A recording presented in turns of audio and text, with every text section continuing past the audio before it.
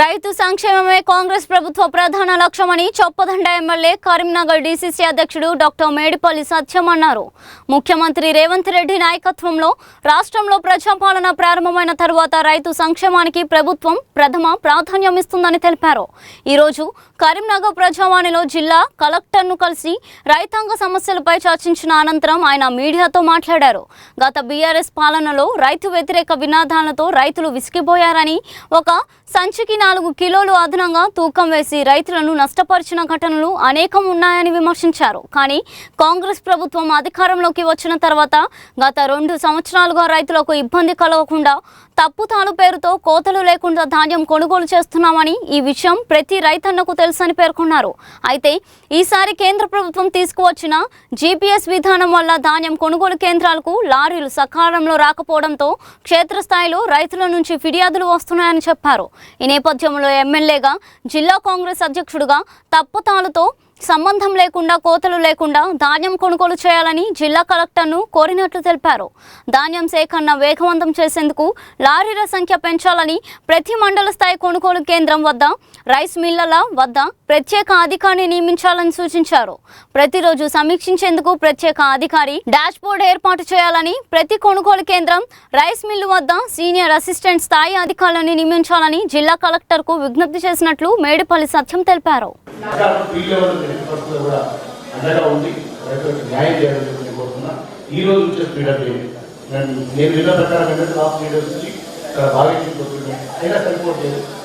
ఇంకా next related rice millers అధికారులతో మాట్లాడి ఎక్కడ కూడా 43 కిలోల మాట ఏ రైతులు కూడా ఇవ్వాలి. అది నేను ముఖ్యంగా అందరూ డిమాండ్ చేస్తూ కోరుతున్నాను. అది ఈరోజు నుంచి దయచేసి మీరు ఇంప్లిమెంట్ చేయండి. ఈ కాంగ్రెస్ పార్టీ ప్రభుత్వం యొక్క ఉద్దేశాన్ని రైతులకు తెలియజేసుకోవాలి.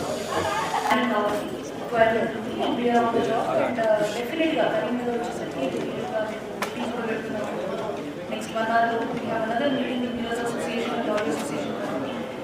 We are sure from the government that the entire procedure will be followed as previously. Farmers get cut by the national government and monitoring income in general. Dealers later are facts later centers, IDP centers later longer weeks later. Farmers friendly and the government starting to change applications to make agriculture minister, department moral MD last visit చేశారు. ఎప్పటికప్పుడు constantly giving us very valuable feedback. This morning chairman గారితో మాట్లాడాము. So ఓవరాల్గా we should be able to do it properly sir. మన దీనంతా including KCR RDO office, AC director గారు కంప్లీట్గా sales మొత్తం మాట్లాడి చేస్తున్నారు. We are also on the field. Last week కూడా మీతో పాటు సబ్సిక్వెంట్గా రెయిన్ బాగా హ్యాండిల్ చేశారు. ఈ వీక్ కూడా కాన్స్టెంట్గా ఈ ప్రాసెస్ ఉంటారు. కంబైన్లీ మీరైనా మేమైనా కాన్ఫిడెన్స్ ఇచ్చుకుంటూ ఉంటుంది. కరీంనగర్ ప్యాడీ ప్రొక్యూర్మెంట్ ఈసారి సక్సెస్ఫుల్గా చేద్దాము. I also appreciate the best team here because they are very cooperating with us.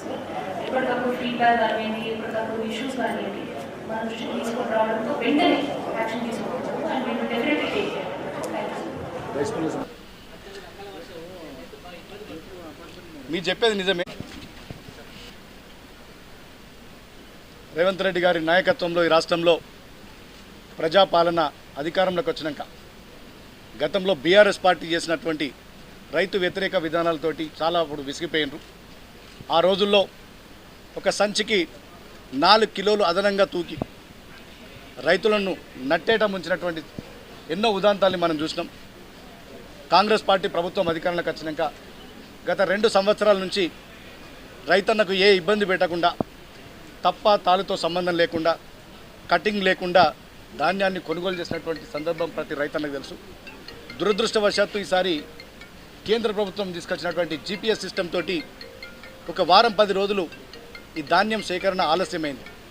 దానివల్ల సెంటర్లలోకి లారీలు అనుకున్నంత రీతిలో రాకపోవడం, అదేవిధంగా ఈసారి చాలామంది రైతులు ఈసారి కొంచెం కటింగ్ ఎక్కువ చేస్తుందని చెప్పి ఫీల్డ్ లెవెల్ నుంచి ఫీడ్బ్యాక్ వస్తున్నప్పుడు ఒక ఎమ్మెల్యేగా, జిల్లా కాంగ్రెస్ పార్టీ అధ్యక్షుడిగా ఈ కరీంనగర్లో రైతాంగం తరపున తప్ప తాలుతో సంబంధం లేకుండా, కటింగ్ లేకుండా ధాన్యాన్ని సేకరించాలని చెప్పి కలెక్టర్ గారిని కోరడం జరిగింది. కలెక్టర్ గారు కూడా రెగ్యులర్గా మానిటర్ చేస్తున్నారు.